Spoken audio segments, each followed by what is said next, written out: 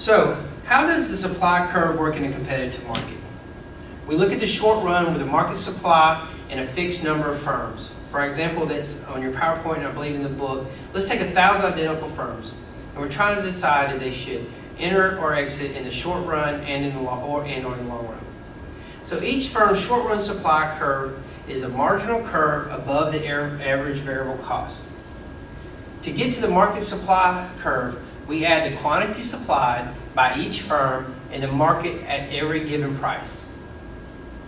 So in the long run, the market supply will the firm will either enter or exit if the firm's markets are earning profits, decided on their profits. If they are earning profits, this will attract new firms. New people will get into the business, new suppliers, and the supply of the product will increase. The supply curve will shift to the right, the price of the product will fall, and profit will decline. If the firm or an industry are coming into losses, then the firm will exit. The supply of the product will decrease. If the supply of the product decreases, the supply curve will shift to the left. At this time, the price of the product will rise and the losses will decline. So they would stay in. At the end of this process of entry or exit, firms that remain in the market must be earning at least zero economic profit. Therefore, the process of entry or exit ends only when the price and the average total cost become equal. This implies that in the long run equilibrium of a competitive market must have firms that are operating at least the efficient scale. So, why do competitive firms stay in business if they're making zero profit? Because you remember we talked about this earlier, because profit is equal to total revenue minus the cost. To an economist, the total cost includes all opportunity costs of the firm. So when the firm is earning a zero profit, this must mean that the firm's revenues, which includes paying the owners, are also available for the opportunity costs. So the firm owner is making money even though it's cutting down on the firm's total revenue. So let's take a look at the shift in the demand curve in both the short run and the long run. We looked at the shifts in the supply curve and what it means to exit or enter. So now let's look at the shifts in the demand curve. Assume that the market begins in the long run equilibrium. This means that the firm is entering at the zero profit or higher, and that the price equals the minimum average of the total cost. If the demand for the product increases, this will lead to increases in the price of the good. Firms will respond to this increase in price by producing more in the short run. Because price is now greater than the average total cost, the firms are earning money. So of course they would stay in the market. The profit will attract new firms into the market, shifting the supply curve to the right. This will lower the price, and it falls back to the minimum of the average total cost, and the firms once again earning zero or economic profit. So why the long run supply curve might slope up? Because we assume that all potential entrants face the same cost as exiting firms. So the ones that are entering are going to have the same issues and same problems as the ones exiting. Average total cost of each firm was unaffected by the entry of new firms into the market. In this situation, the long run supply of the market will be horizontal and the minimum average total cost. However, there are two possible reasons why this may not be the case. If a resource is limited in quantity, the entry of new firms will increase the price of this resource, raising the average total cost of production. If firms have a total rise in the cost, it is likely that they will choose with the lowest cost to produce, which will enter the market.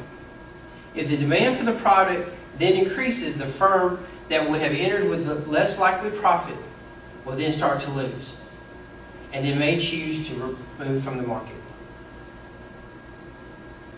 So, in this situation, the long-run supply curve of the market will be upward sloping. In either case, the long-run supply curve of the market is generally more elastic than it is in the short-run supply curve. Remember, because the market firms can enter or exit any time in the long run. So what does chapter 13 tell us before we move on to chapter 14? We've learned the characteristics that make a market competitive. We talked about how competitive firms decide how much output to produce by using the supply curves. We talked about when firms decide to shut down production temporarily in the short run. We talked about firms deciding to exit or enter the market in the long run. We also talked about the behavior that determines the market's short run and long run supply curves. So before we move on to chapter 14, a few things that we need to remember. Remember, the use of the word competition is not similar to the word in sporting. That business competition has assumptions and outlooks, market price, equilibrium, other factors are plugged into it.